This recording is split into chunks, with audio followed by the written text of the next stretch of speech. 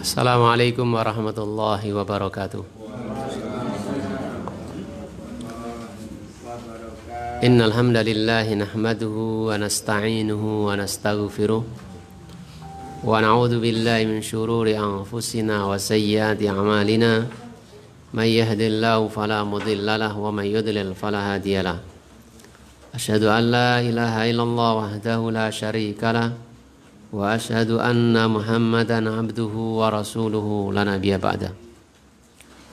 Allahumma salli wa sallim wa barik ala nabiyyina Muhammad wa ala alihi wa ashabihi ajma'in. Amma ba'd, fa inna asdaqal hadithi kitabullah wa khairal hadi hadi Muhammadin sallallahu alaihi wasallam wa syarral umuri muhdatsatuha wa kullu muhdatsatin bid'ah wa kullu bid'atin dhalalah wa kullu dhalalatin finnar. Ikhwani wa akhwati fillah rahimani wa rahimakumullah. Kita bersyukur kepada Allah Subhanahu wa taala atas semua nikmat yang kita terima.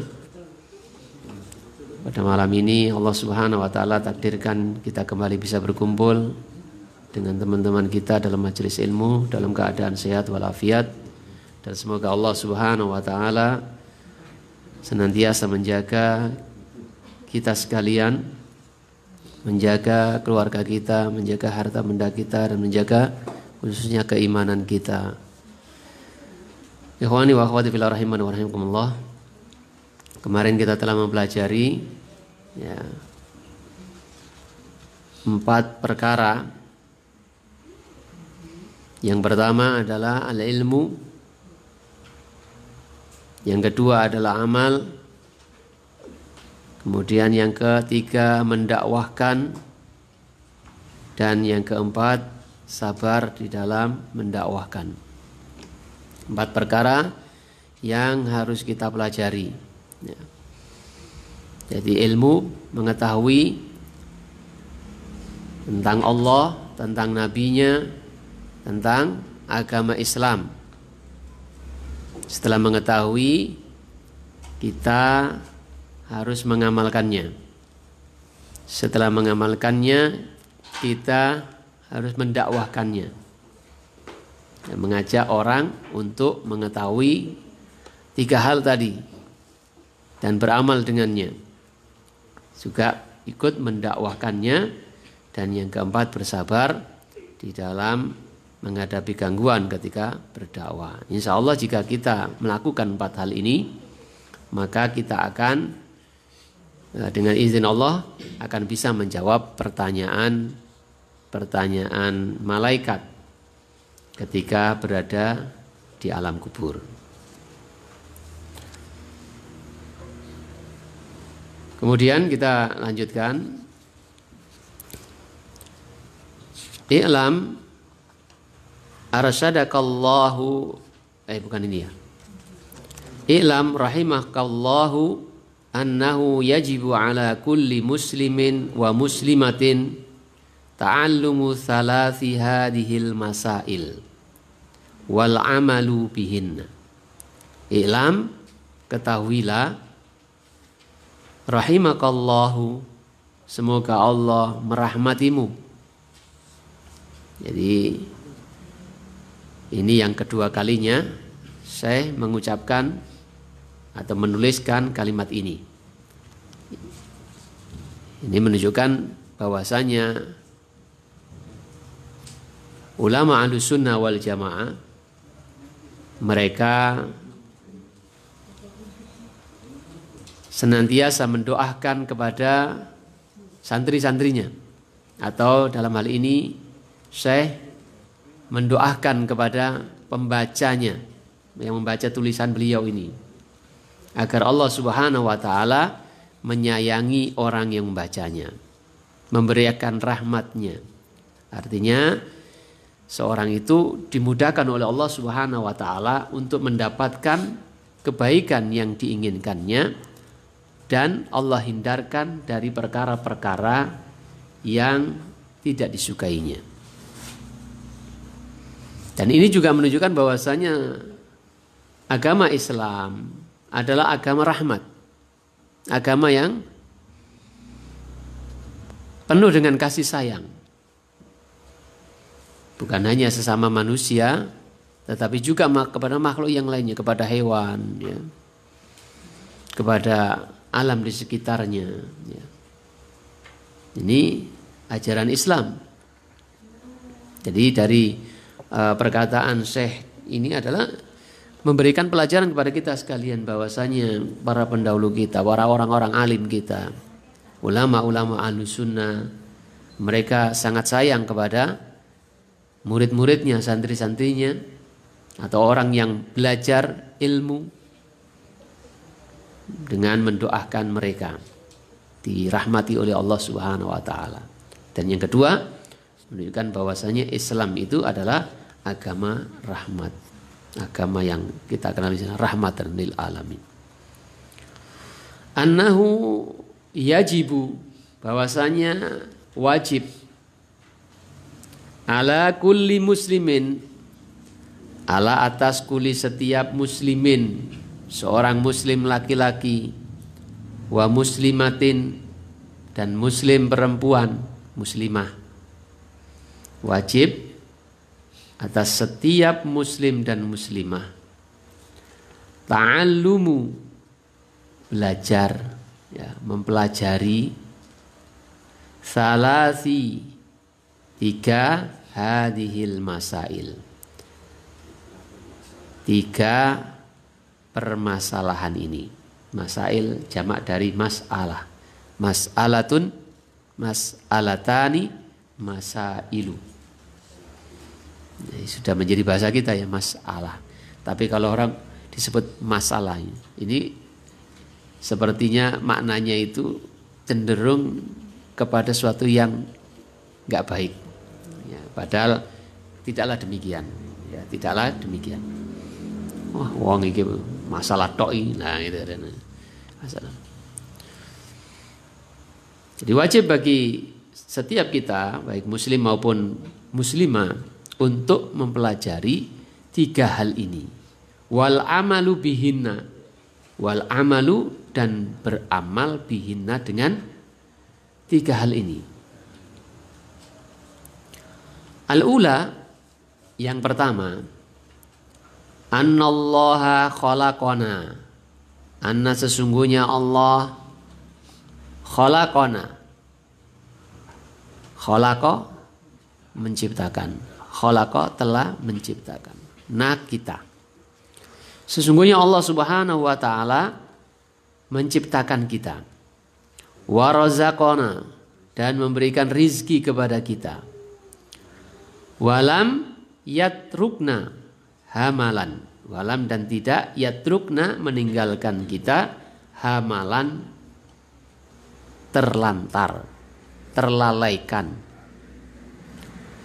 Bal, kan tetapi, arsala, mengutus, ilaina, kepada kita, rasulan, utusan, atau seorang rasul. Faman, maka barang siapa, famaka, man, siapa saja atau barang siapa, atau ahu, mentaatinya, mentaati rasul itu, dakhalal jannah, dia masuk al jannah, surga. Waman, dan siapa saja, asahu, mendurhakainya, maksudnya tidak taat, dakhalan naro, masuk neraka. Dakhala, masuk, an-naro, neraka. Wa dalilu, dan dalilnya, qauluhu ta'ala, firman Allah Ta'ala, firmannya Allah Ta'ala, maksudnya firman Allah Ta'ala. Inna arsalna ilaikum rasulan syahidan alaikum kama arsalna ila fir'auna rasula fa'asa fir'aunur rasul fa'akhadnahu ahdaw wabila. Inna, sesungguhnya kami, Allah, saat temani ingsun Allah, arsalna, kami mengutus, ilaikum, kepada kalian, rasulan seorang rasul, syahidan sebagai saksi, alaikum atas kalian, kama sebagaimana arsalna telah kami utus, telah kami Allah utus, kami maksudnya Allah utus, ila fir'auna, ila kepada Fir'aun rasulan seorang rasul, utusan. Fa'asa Fir'aunu, fa'asa maka durhaka, mendurhakai Fir'aunu Fir'aun ar-rasul itu. Fa'akhadnahu, lalu kami siksa dia, ahdan wabila, dengan siksaan yang pedih. Surat Al-Muzammil ayat 15 dan 16.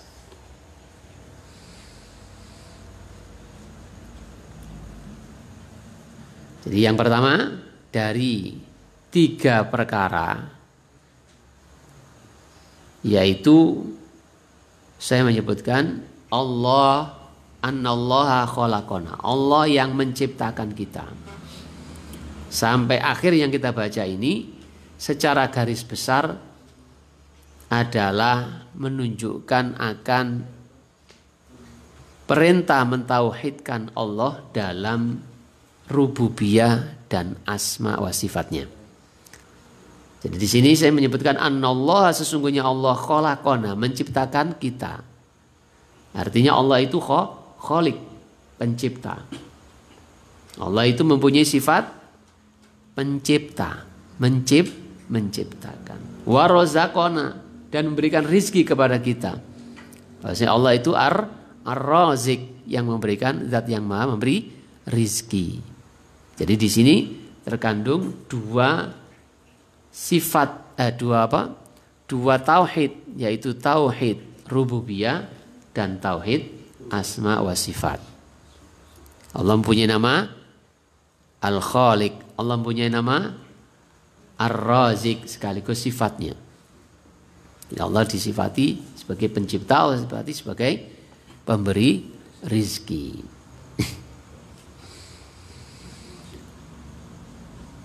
Apa itu tauhid rububiyah? Tauhid rububiyah itu adalah mengesahkan Allah pada perbuatannya. Ya, mengesahkan Allah dalam perbuatannya Allah. Artinya Allah menciptakan kita, berarti kita mengimani hanya Allah satu-satunya zat yang menciptakan kita. Tidak ada yang lain, tidak ada campur tangan yang lain. Ketika disebutkan warazaqona, Allah yang memberikan rizki kepada kita, berarti Allah itu satu-satunya yang kita imani, yang maha memberikan rizki kepada kita, bukan dari yang lainnya, atau ada campur tangan rizki yang kita dapatkan dari selain Allah Subhanahu wa ta'ala. Jadi intinya kita harus mengimani Allah itu satu-satunya yang menciptakan, yang memberikan rizki. Dan ini sekaligus asma wa sifat Allah. Apa itu maksudnya? Kita mengimani, mempercayai Allah itu mempunyai nama-nama dan sifat-sifat yang baik, yang layak untuk Allah, yang sesuai dengan keagungan dan ketinggian Allah Subhanahu wa ta'ala. Di dalam memahami asma wa sifat, kita fahami apa adanya. Ya, tanpa kita rubah. Tanpa kita rubah. Kalau Allah memberikan rizki, ya sudah, Allah memberikan rizki. Ya, Allah menghidupkan, mematikan, ya. Dan nama-nama dan sifat-sifat Allah yang disebutkan oleh Allah Subhanahu wa ta'ala atas dirinya, ataupun dijelaskan, disampaikan oleh Rasulullah SAW dalam hadis-hadis beliau, kita terima apa adanya tanpa kita ingkari, sesuai dengan makna hakikatnya, sesuai dengan maknanya, tanpa kita palingkan maknanya, tanpa kita tolak, ingkari, tanpa kita palingkan maknanya kepada makna yang lain, tanpa kita serupakan dengan yang lainnya. Penamaan boleh sama, sifat boleh namanya sama, tapi hakikatnya tentu berbeda. Jadi sesuai dengan kita memahami sesuai dengan maknanya. Adapun hakikatnya maka sesuai dengan ketinggian dan keagungan Allah Subhanahu wa taala yang tidak sama dengan yang lainnya. Ya, tanpa kita berpikiran bagaimananya, gitu ya. Bagaimananya. Ini dalam memahami asma wa sifat. Artinya Allah itu mempunyai nama-nama yang dan sifat yang baik, yang layak, yang sesuai dengan keagungan dan ketinggian Allah Subhanahu wa taala yang tidak sama dengan yang lainnya. Jadi saya menyebutkan Allah yang menciptakan kita. Dan ini bisa kita ketahui dari dalil Al-Qur'an di mana disebutkan banyak ya ayat-ayat yang menyebutkan ya Allah yang menciptakan kita. Ya, di antaranya alladzi khalaqal mauta wal hayata walladzi khalaqakum min nafsin wahidah dan seterusnya. Yang ayat-ayat yang menunjukkan bahwa kita ini diciptakan oleh Allah Subhanahu wa taala. Dan bisa kita ketahui secara apa? Secara dalil akli ataupun dalil kauni. Dalil apa? Dalil Al-Qur'an kauli atau dalil nakli. Nakli itu sama dengan Al-Qur'an itu ya, nakli. Dalil sesuai dengan dalil yang ada dalam Al-Qur'an disebut nakli atau akli. Secara akal. Akal kita ya memahami bahwasanya tidaklah adanya suatu wujud kecuali ada yang mewujudkannya. Tidaklah, walaupun kita nggak tahu ya yang menciptakan. Katakanlah gampangnya begini. Kita ini wujud mic, meja, buku dan sebagainya. Saya kira yang ada di sini tidak ada yang tahu saat mic ini dibuat. Ada yang tahu? Pernah? Wah, aku ngerti sejarah mic iki. Gawe ini dino Senin, ketemu wong ya. Nah, saya kira nggak ada. Tapi akal kita tidak akan menerima kalau kita katakan mic ini jadi dengan sendirinya. Kelucuk-kucuk. Nah, kecuali wong sesenengane mistik-mistik. Senengane ngono-ngono kan. Ono masjid juk-juk dadi karepe dhewe sesenengane ngono ya. Tapi secara akal orang yang umumnya gitu. Sesuatu benda yang ada, apalagi dengan keteraturan, keserasian, nggak mungkin jadi dengan sendirinya. Kalau tidak ada yang membuatnya. Walaupun kita tidak mengetahui si pembuatnya, pasti akal kita menolak kalau kita katakan meja ini jadi dengan sendirinya. Ya, meja itu jadi ujuk-ujuk dadi dhewe gitu. Bentuk-bentuk sikil-sikilnya betul. Pasti akal kita menolak. Walaupun kita tidak pernah melihat waktu meja ini dibuat, siapa pembuatnya, gak mungkin gitu. Pasti akal kita menolak. Jadi walaupun kita tidak pernah melihatnya, kita yakin meja ini ada yang membuatnya. Nah demikian pula kita sekalian ini, apalagi dengan keteraturan yang ada dalam diri kita. Ya bagaimana fungsi hidung, bagaimana fungsi mata, bagaimana lambung dan sebagainya kalau kita belajar IPA gitu. Dengan keteraturan seperti itu gak mungkin jadi dengan sendirinya. Pasti ada yang membuat yang maha teratur. Pasti ada kesengajaan dibuat.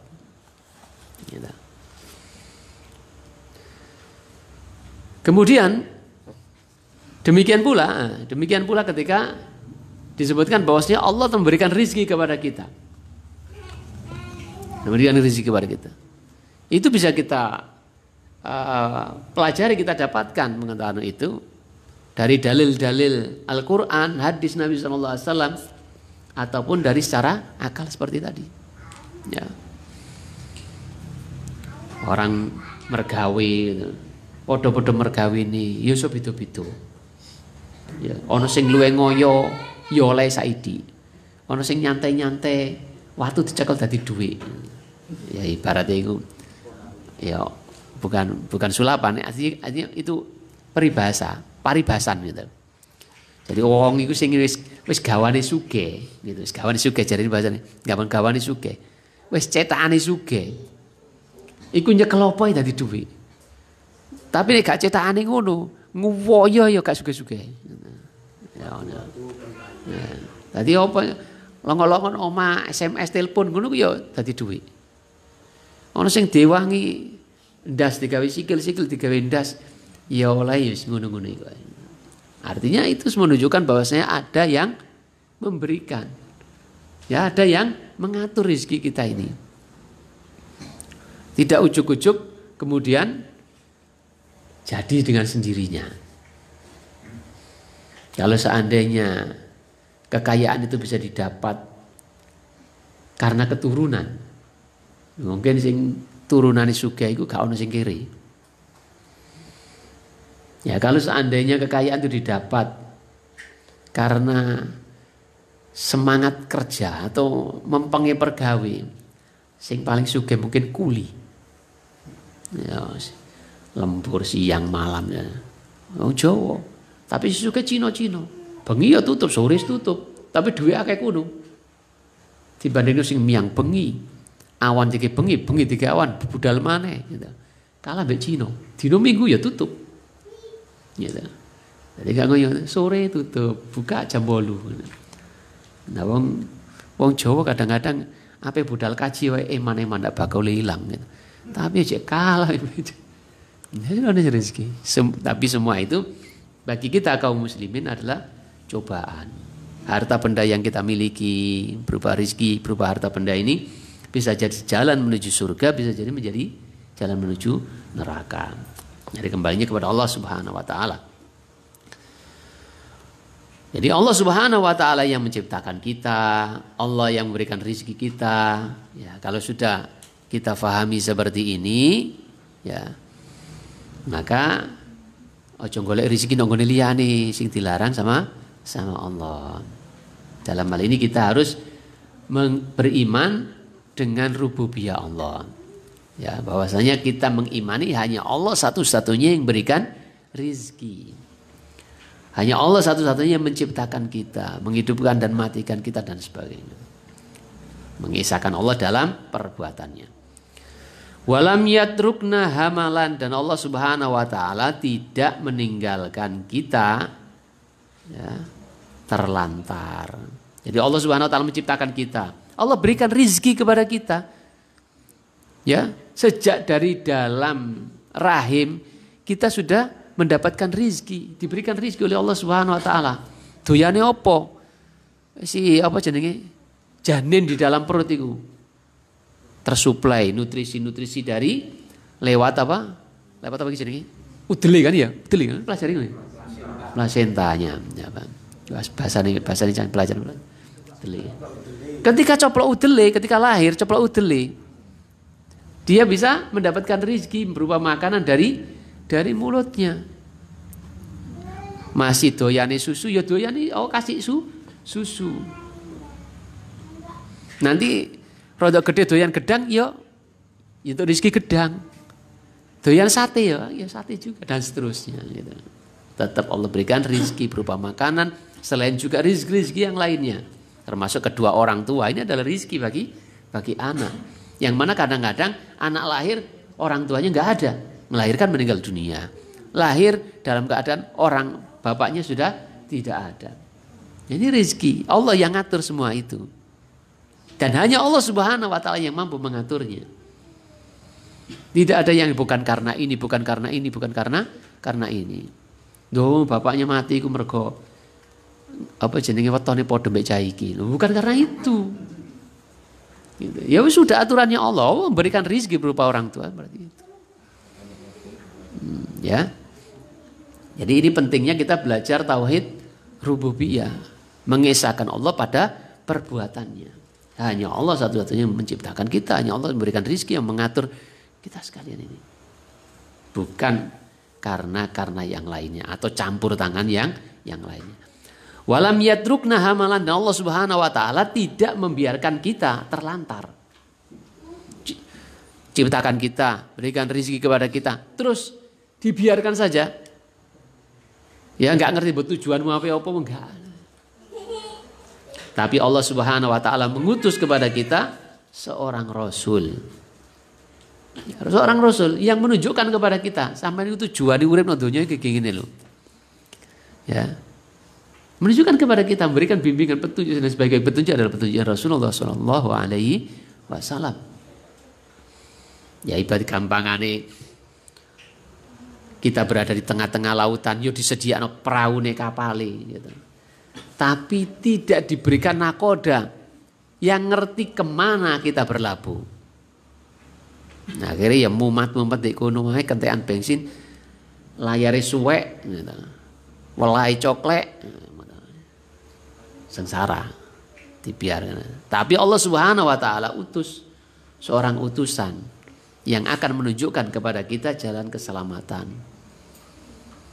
Memberikan pengertian kepada kita, pemahaman akan tujuan kita hidup ini. Kemana kita akan berlabuh. Di mana tempat yang selamat kita mengembangkan kebaikan-kebaikan.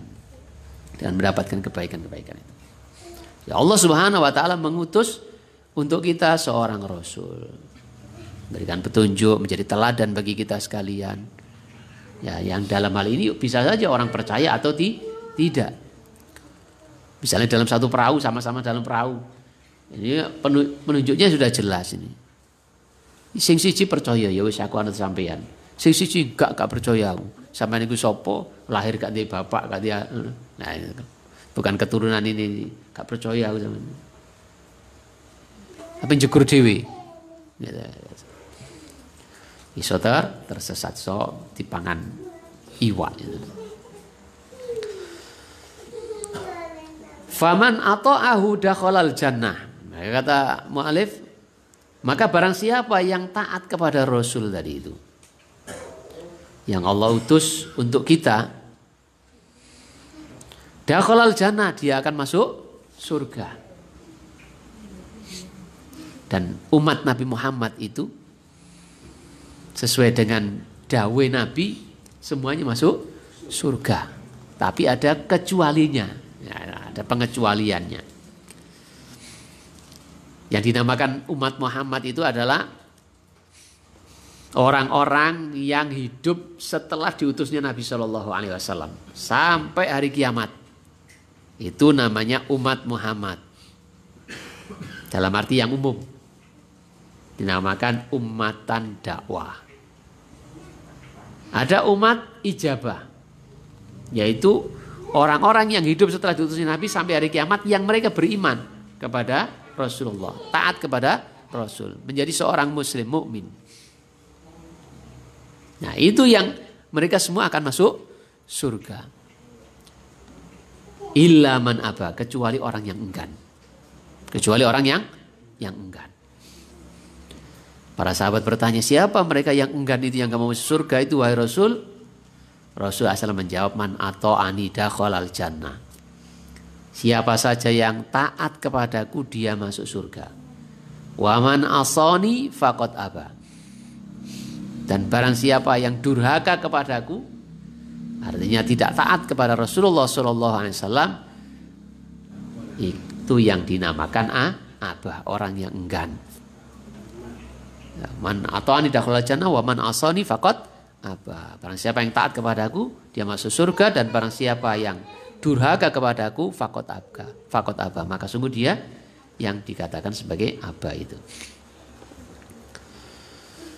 Waman asahu dakhalan nar, dan barang sebaliknya, dan barang siapa yang durhaka kepada beliau, tidak taat kepada beliau, dakhalan nar, maka dia masuk neraka. Naudzubillah min dzalik. Wa dalilu qauluhu ta'ala, dan dalilnya dibawakan oleh saya firman Allah Subhanahu wa taala surat Al-Muzammil ayat 15 sampai 16. Inna arsalna ilaikum rasulan, sesungguhnya kami Allah Subhanahu wa taala, kami telah mengutus kepada kalian seorang rasul. Artinya Allah Subhanahu wa taala tidak membiarkan kita setelah menciptakan kita, mencukupi rezeki kita, tidak membiarkan kita. Tapi Allah Subhanahu wa taala utus seorang Rasul kepada kita. Syahidan alaikum, untuk menjadi saksi atas kalian, yang menjelaskan tauhid dan sebagainya. Siap. Kama arsalna ila fir'auna rasulah, sebagaimana juga kami utus kepada Fir'aun seorang utusan memberikan peringatan agar tidak melakukan kedurhakaan, agar tidak melakukan kesyirikan dan sebagainya. Diutuslah kepada Fir'aun Nabi Musa, ya, sama Nabi Harun, ya. Fa'asa Fir'aunur rasulah, maka Fir'aun durhaka, tidak taat kepada Rasul itu. Fa'akhadnahu ahda wabila, maka kami siksa dia dengan siksaan yang pedih. Ini menunjukkan dia masuk neraka, jadi siksa oleh Allah Subhanahu wa ta'ala. Kemudian perkara yang kedua yang wajib kita mempelajarinya, as-saniyah, annallaha la yardha, annallaha, sesungguhnya Allah, la yardha, tidak ridho, ayyushraka ma'ahu, untuk disekutukan bersama dia, ahadun, dengan seorang pun, fi ibadatihi, di dalam beribadah kepadanya. Jadi Allah tidak ridho, tidak rela jika kita menyekutukannya di dalam beribadah. Ini tauhid uluhiyah. Apa itu tauhid uluhiyah? Yaitu mengesahkan Allah pada perbuatan kita. Artinya kita tidak akan beribadah kecuali hanya kepada Allah Subhanahu wa ta'ala saja. Tok. Kita tidak akan berdoa kecuali hanya kepada Allah. Kita tidak akan istighosah kecuali hanya kepada Allah. Ya. Kita tidak akan ibadah-ibadah yang nazar kecuali karena untuk Allah. Kita tidak akan bersumpah kecuali dengan nama Allah dan seterusnya dengan ibadah-ibadah yang lainnya. Ini namanya tauhid uluhiyah. Jadi kalau tauhid rububiyah tadi apa? Mengesahkan Allah pada perbuatannya. Kalau tauhid uluhiyah, mengesahkan Allah pada perbuatan kita. Bahasanya perbuatan kita ini hanya kita tujukan kepada Allah, tidak kepada yang lainnya, atau kepada Allah juga kepada yang lainnya, tapi murni hanya kepada Allah Subhanahu wa ta'ala. Saya ulangi, annallaha, sesungguhnya Allah, la yardha, tidak ridho, tidak rela, ayyushraka ma'ahu, untuk disekutukan bersama dia, Allah, ahadun, dengan seorang pun, fi ibadatihi, di dalam mengibadainya, di dalam beribadah kepadanya. La malakun muqarrabun, tidak kepada malaikat yang muqarrib, yang dekat, malaikat Jibril maunya. Selain beribadah kepada Allah, juga beribadah kepada malaikat. Selain berdoa minta kepada Allah, minta kepada malaikatnya. Tidak boleh. Tidak ridho Allah Subhanahu wa ta'ala. Wala nabiyyun mursalun, dan tidak pula kepada seorang nabi yang diutus. Wa dalilu qauluhu ta'ala, dan dalilnya adalah firman Allah ta'ala, wa annal masajida lillahi fala tad'u ma'allahi ahada. Surat Al-Jin ayat 15.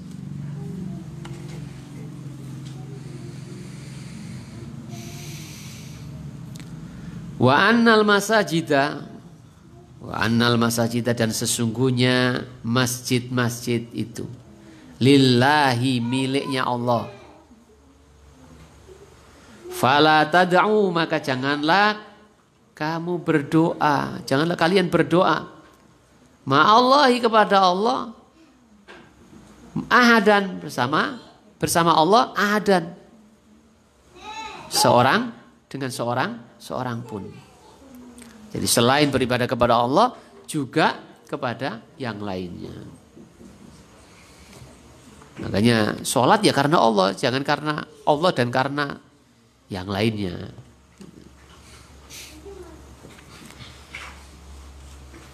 Dan ini juga menunjukkan bahwasanya masjid itu harus kita murnikan. Ya, murnikan hanya untuk Allah, bukan tadi campur-campuran gitu. Ya. Natalan di masjid. Lah, iya. Ya kan? Apa? Ya itu.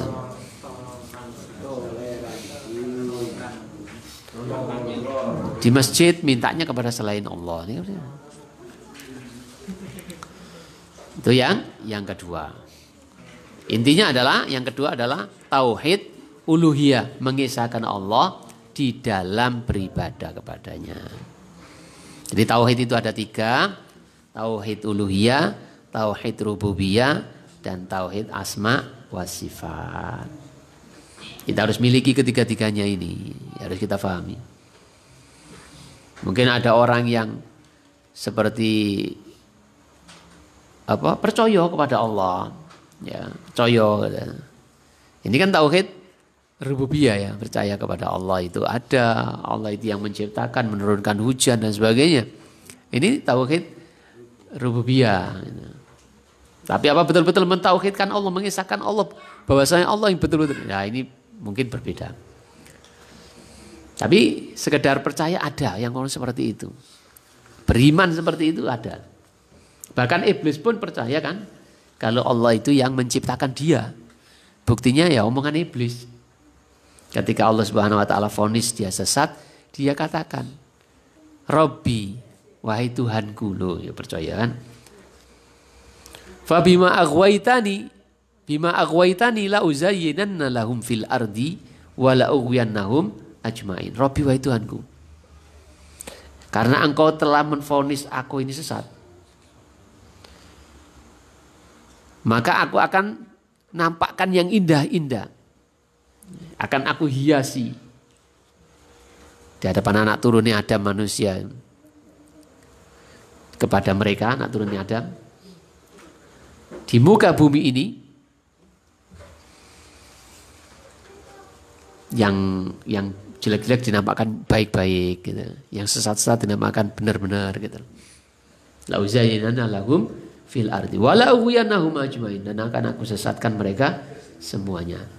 Illa ibadaka minhumul mukhlasin, kecuali hamba-hambamu yang ikhlas, yang mentauhidkan Allah, yang memurnikan ibadah hanya kepada Allah, yang mengesahkan Allah dalam rububiyah, uluhiyah dan asma wa sifat Allah Subhanahu wa taala. Murni, ikhlas dan murni. Jadi iblis percaya, Robbi, dia katakan Robbi, wahai Tuhanku. Artinya Rob itu maknanya menciptakan, memberikan rizki, mengatur. Itu makna Rob. Kalau makna ilah, ma'bud, al-ma'bud yang diibadahi. Orang kafir Quraisy percaya Allah Subhanahu wa taala yang menurunkan hujan, yang menghidupkan, mematikan. Tapi selain itu juga dia beribadah kepada selain Allah. Bahkan dia tidak beribadah kepada Allah Subhanahu wa taala sesuai dengan syariat yang dibawa Nabi Muhammad SAW. Yang ketiga, as-salisa, yang ketiga, anna man ata'a ar-rasula wa wahhadallah, anna sesungguhnya man barang siapa atau ar-rasul, mentaati rasul, taat kepada Rasulullah SAW, wa wahhadallaha, dan mengesahkan Allah, mentauhidkan Allah, la yajuzu lahu, la yajuzu tidak boleh lahu baginya, mualatu, wala, apa? Loyal, memberikan loyal, memberikan keloyalannya. Man hadaman, kepada orang yang hadallaha wa rasulahu, orang yang memusuhi Allah dan Rasulnya.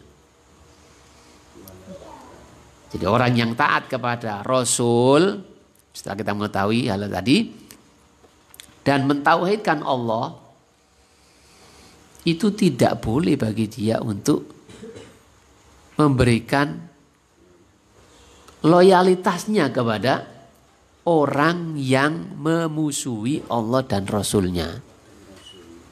Harus tegas. Ya. Harus barok, harus tegas. Harus berlepas diri dari keyakinan-keyakinan mereka. Harus tegas dengan keyakinan-keyakinan mereka. Jangan gampang-gampangan ikut selamat Natal, ikut Natalan di gereja. Harus berlepas diri dengan keyakinan mereka. La a'budu ma ta'budun. Aku tidak akan beribadah, tidak akan menyembah apa yang kamu sembah. Ibadahnya orang Nasrani itu kan nyanyi-nyanyi. Ya. Nyanyi-nyanyi. Ya jangan nyanyi Natalan di masjid. Ya enggak usah nyanyi Natalan di masjid atau di mana gitu. Itu nyanyian mereka, itu ibadah mereka. Kita tidak akan beribadah menyembah apa yang kamu sembah. Wala antum abidu nama a'bud. Dan kamu juga bukan penyembah apa yang aku sembah. Jangan dicampur adukkan. Ayat itu, surat itu turun berkaitan dengan tawaran orang-orang kafir Quraisy. Ya, 4 orang tokoh Quraisy yang datang kepada Nabi SAW menawarkan itu. Harta, tahta, wanita. Zaman pengen kaya Muhammad, kami akan kumpulkan seluruh harta orang-orang Mekah untuk diberikan kepada kamu, agar kamu menjadi orang yang paling kaya di Mekah ini. Kamu pengen wanita, akan kami pilihkan wanita-wanita yang paling cantik untuk menjadi istrimu. Kamu pengen jadi pemimpin, kami siap mengangkatmu menjadi pemimpin. Asal tadi itu kamu gak usah dakwah. Gak usah mengajak tauhid kepada Allah Subhanahu Wa Taala, mengisahkan menyembah Tuhan hanya satu. Ya, gak usah ngelek-ngelek Tuhan-Tuhan yang banyak gitu. Ya karena orang ngomong tauhid mesti gelem gak gelem mesti ngomong syirik, gak mungkin kan. Ketika kita mengajak dakwah kepada mengajak beribadahnya kepada Allah, otomatis kita katakan mengingkari pengingkaran kepada sesembahan selain Allah Subhanahu Wa Taala. Kita mengajak kepada Tuhan yang satu, otomatis kita sampaikan. Kita tidak boleh beribadah kepada Tuhan yang lebih dari satu. Nah ini yang membuat ngeri-ngeri sedap orang-orang kafir Quraisy ini. Oh ngelek-ngelek no Tuhan awak dhewe gini. Gitu kan. Ketika kita mengajak kepada sunnah, maka yang kelepek-kelepek orang yang sering melakukan kebid'ahan. Itu senengan bid'ah-bid'ah no. Gitu. Jadi seperti itu, orang kafir Quraisy dulu panas ngeri karena begitu, merasa Tuhannya diolah-olah, dijelekkan, disalahkan, dikafir-kafirkan kan begitu. Jadi kami akan dapat berikan kepada kalian harta tahta wanita asal kamu nggak usah berdakwah mengajak pada tauhid. Sudahlah, kita baik-baikan saja ya, supaya kerukunan nasional tetap terjaga gitu. Nggak saling menyalahkan. Ya nanti setahun kamu ibadah menyembah Tuhanku, setahun berikutnya aku tak akan menyembah Tuhanmu. Ya seperti itu. Ini model kerukunan beragama yang diinginkan oleh orang kafir Quraisy yang ditolak dengan turunnya surat itu. Sekarang sepertinya ada juga penerusnya sekarang itu modelnya. Allah katakan dengan tegas, "Qul ya ayyuhal kafirun." Katakanlah wahai orang kafir. Katakanlah ya ayyuhal kafirun, wahai orang kafir. Apa artinya itu? Kita harus bersikap tegas. Ya, kita harus bersikap tegas dalam masalah keyakinan. Dan kita juga tegas katakan kamu itu kafir. Orang yang menyembah kepada selain Allah, orang yang beribadah kepada Tuhan yang lebih dari satu, itu kafir. Ya, jangan merasa dikafir-kafirkan. Ini keyakinan kita, ya keyakinan kita. Kalau orang kafirnya sekarang itu baik-baik kok. enggak seperti yang di ayat itu, yang itu kan kafir dulu gitu. Oh, ayat ini berlaku sampai hari kiamat. Jadi kita harus bersikap tegas, jangan dibalik. Ya, seperti Rasulullah SAW tegas dalam masalah keyakinan seperti itu. Muhammadur Rasulullah. Muhammad itu adalah utusan Allah. Walladzina ma'ahu asyidda'u 'alal kufar. Dan orang-orang yang bersamanya, yang mengikutnya, orang-orang yang beriman, asyidda'u 'alal kufar. Bersikap keras, tegas kepada orang-orang kafir. Ruhama'u bainahum. Saling menyayangi di antara mereka, di antara kaum muslimin. Ojo diwalik. Nek wong padha Islame gualak. Tapi ini wong kafir sayang-sayangan dibela-belani. Gitu. Ya. Dan kelanjutan ayat itu menunjukkan penolakan, ya, penolakan bahwasanya Islam itu nggak bisa dicampur adukkan seperti itu. Sekaligus juga ada unsur mentauhidkan. Kita harus mentauhidkan Allah Subhanahu wa taala. La a'budu ma ta'budun. Aku tidak akan menyembah apa yang kamu sembah. Artinya kita hanya memurnikan Allah Subhanahu wa taala di dalam beribadah kepadanya. Dan kelanjutan ayat-ayat berikutnya sampai diulang lagi. Menunjukkan akan pentingnya sikap seperti itu. Barok seperti itu. Dan juga menunjukkan akan tidak bolehnya mencampur adukkan ajaran agama. Kalian punya keyakinan seperti itu, silakan lakukan sesuai dengan aturan dan keyakinan ibadah kalian. Kami melakukan seperti ini. Tapi soal rukun, kita tetap rukun, bertetangga, baik-baikan. Kami tidak mengganggu, kamu juga jangan mengganggu, jangan ajak-ajak kami mengikuti tata cara ibadahmu. Kami pun tidak akan mengajak. Jadi agama kita berbeda, keyakinan kan berbeda. Toleransi kita yaitu tidak saling mengganggu, saling mengakui. Bukan saling meridhoi, saling mengakui. Kata siapa anaknya Fahmi Zarkasi, ya kemarin yang diposting itu. Fahmi Zarkasi. Anaknya Kiai Zarkasi Gontor itu. Ketua apa itu? Cendekiawan Muslim. Bukannya apa, lupa saya.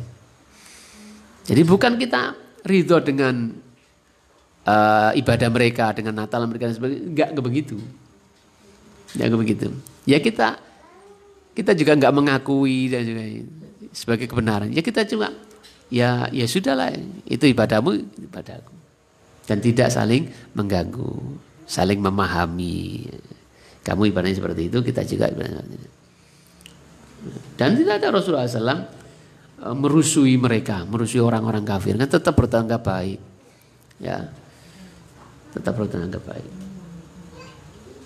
Tapi tidak kebablasan juga, sampai seperti orang-orang sekarang ini, sampai dibela-belai dan sebagainya. Ya. Jadi kita harus bersikap para orang yang taat kepada Allah dan taat kepada Rasulullah SAW dan mentauhidkan Allah Subhanahu Wa Taala, mereka tidak boleh memberikan loyalitasnya, ya, loyalnya itu kepada orang yang menentang atau memusuhi Allah dan Rasulnya. Walau kana aqraba qarib, sekalipun mereka adalah aqraba qarib, kerabat yang paling akrab, paling dekat. Wa dalilu qauluhu ta'ala, dan dalilnya adalah firman Allah Ta'ala, la tajidu qauman yu'minuna billahi wal yaumil akhiri yuwadduna man hadallaha wa rasulah walau kanu aba'ahum au abna'ahum au ikhwanahum au ashiratahum.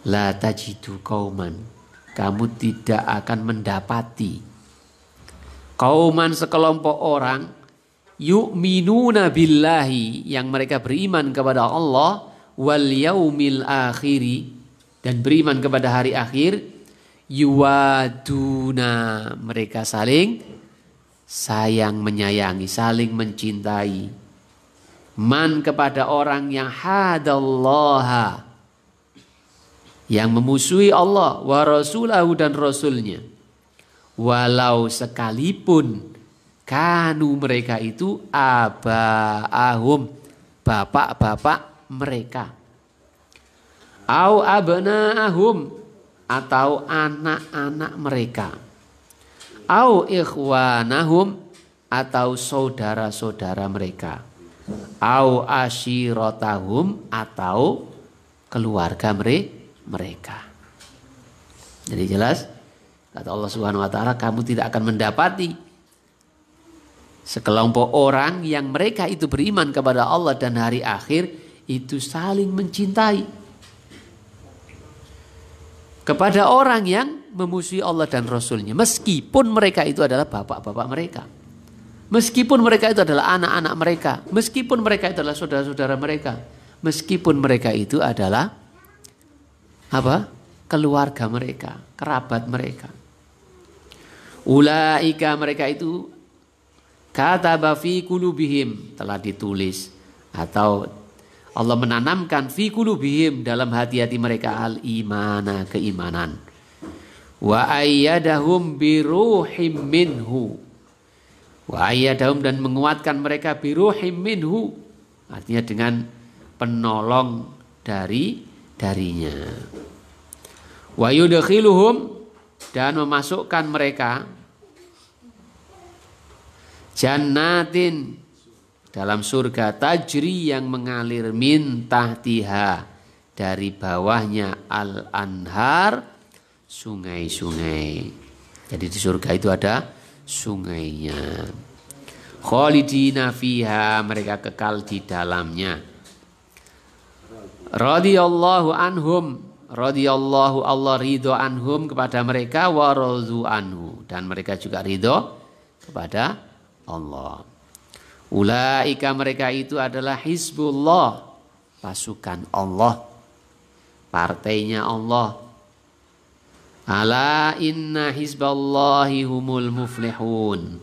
Ala, ketahuilah, inna, sesungguhnya, hizballahi, pasukan Allah, partainya Allah, golongannya Allah itu, hum, mereka itu, al muflihun, mereka adalah orang-orang yang beruntung.